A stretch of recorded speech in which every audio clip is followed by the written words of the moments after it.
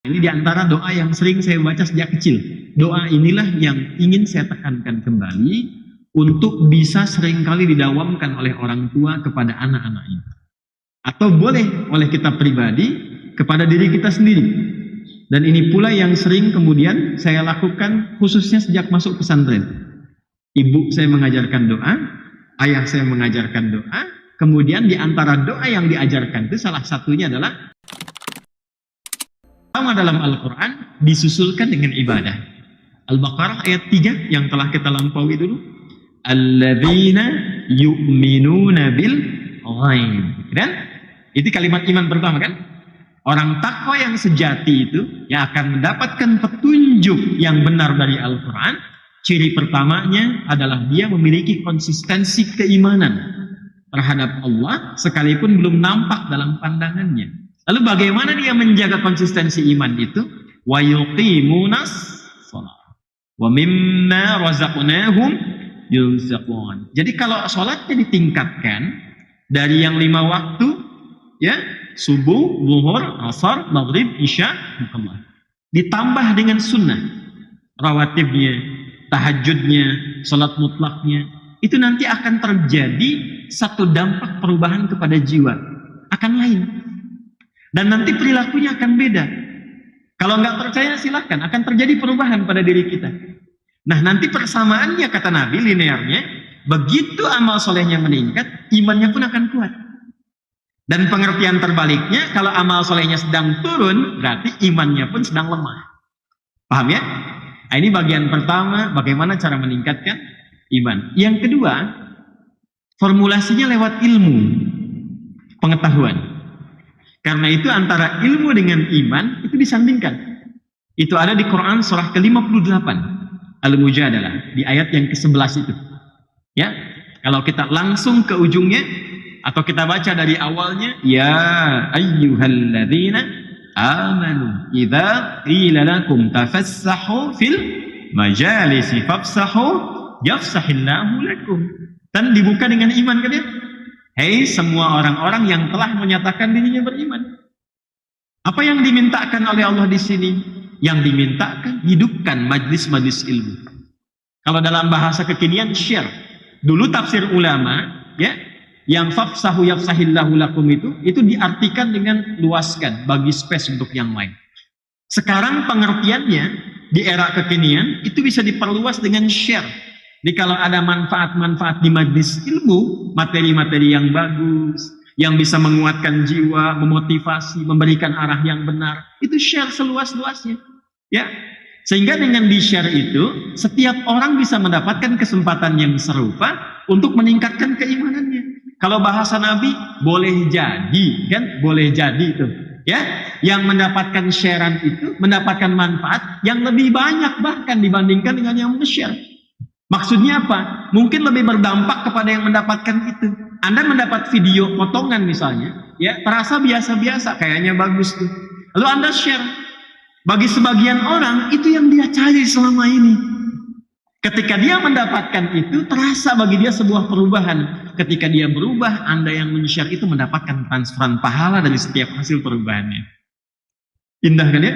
Karena itu di ujung ayatnya ditutup, yarfa'illahu alladhina amanu minkum walladzina utul ilma darajat. Jadi kalau belajar yang benar, ilmu yang benar itu secara otomatis ilmu yang telah dipelajari mampu meningkatkan iman. Ingat itu ya. Jadi itu ilmu yang diridhoi oleh Allah. Maaf sebesar-besarnya.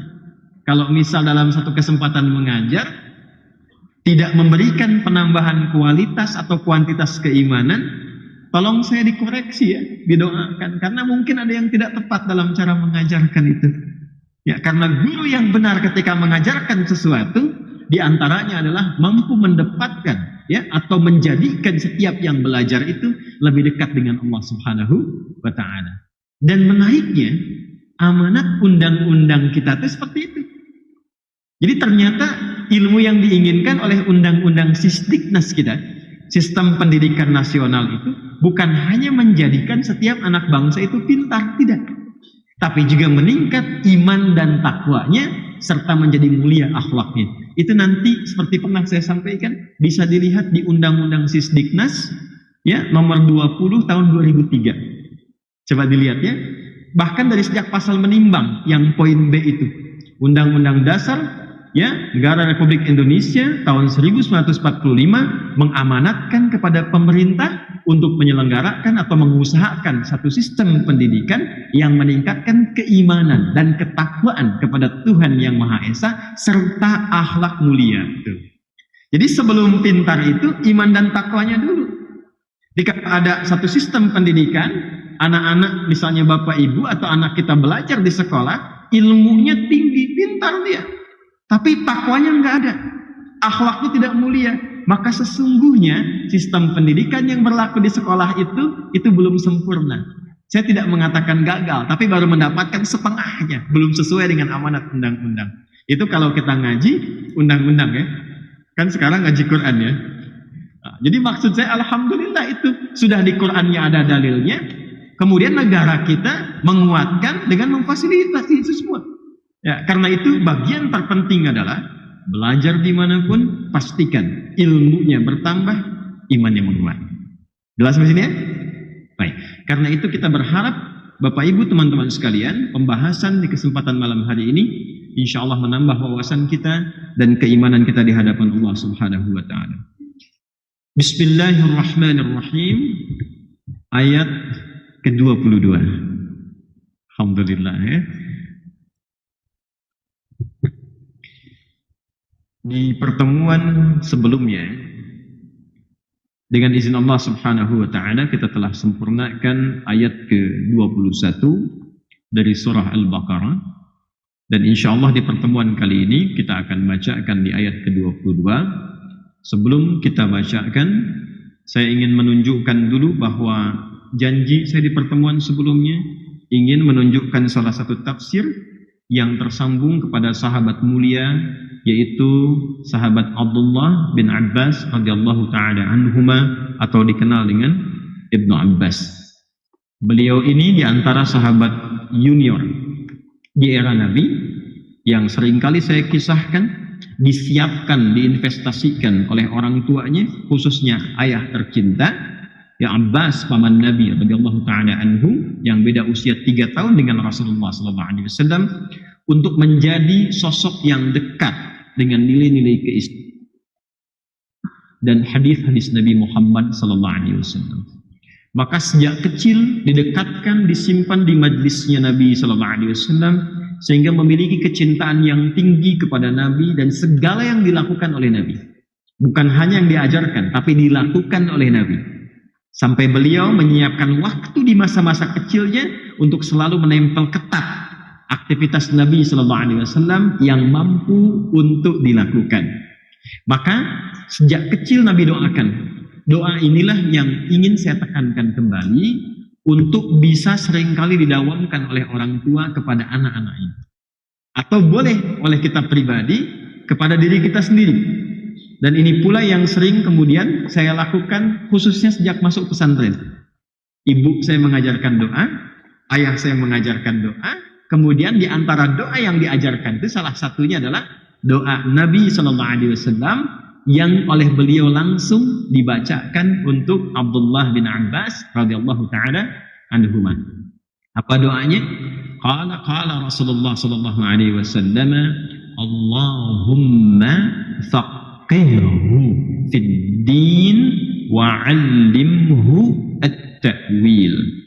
Allahumma, ya Allah, hamba bermohon sepenuhnya, faqihhu fid din, mohon pahamkan ia tentang semua hal terkait dengan urusan agama. Semua ilmu terkait dengan agama. Nah, hu-nya awalnya kan ke Ibnu Abbas radhiyallahu taala anhuma. Boleh ibu atau ayahnya misalnya memohon dengan doa itu untuk anaknya. Kalau laki-laki katakan dengan hu, Allahumma faqihhu, ya. Kalau perempuan dengan ha, Allahumma faqihha. Hanya panjang ya. Faqihha. Jelas? Kalau banyak biasanya agak jarang sih ya. Agak jarang nih. Yang dimaksud agak jarang tuh begini. Biasanya kan orang tua kalau ada anak 2, 3, 4, salah satu yang kecenderungannya ke agama kan akan terlihat ya. Ya seringkali tidak terlihat semuanya kan. Ya, tapi boleh kalau kita menginginkan semuanya paham tentang agama dan dimanapun itu didedikasikan, dia paham tentang tafsir dipakai di kedokteran misalnya, ya, dia paham tentang fikih dipakai dalam bidang yang lain, boleh gunakan hum. Allahumma faqihhum, jelas? Fiddin wa'allimhum at-ta'wil.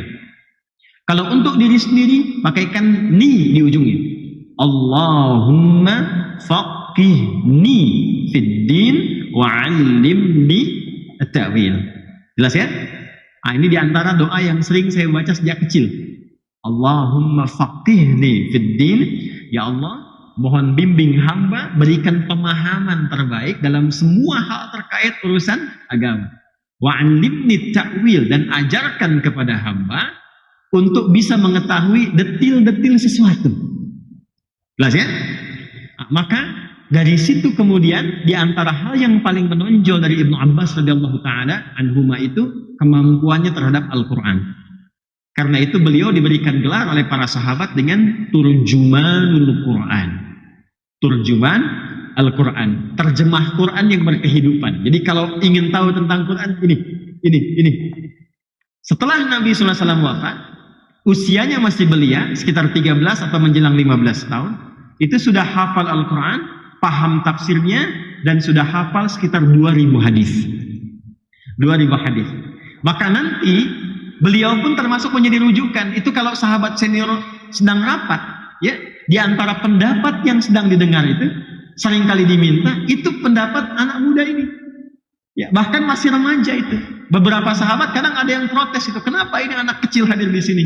Kata Umar, hei, dia bukan sembarang anak katanya. Ya?